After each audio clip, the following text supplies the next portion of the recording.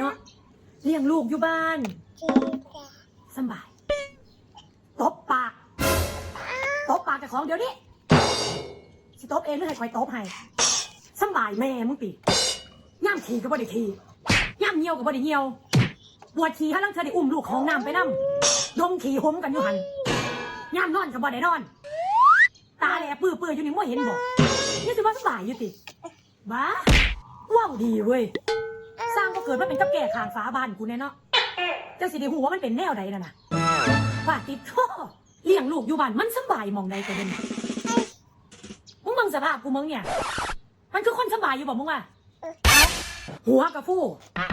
มือได้ดีผมนั่นมันบุญหัวกูล่ะตากระร้อยมึงเลยเนี่ยมันเป็นคนสูบซ่ามองใดมันมึงเป็นตาสบายมึงบอกกูเบิ้งมึงเอาปากกามาว่องมึงอีผีเป้าเลี้ยงลูกคนเด้อบ่แม่นเลี้ยงลูกหมาเลี้ยงลูกแล้วพ่อเรียกบ้านอีก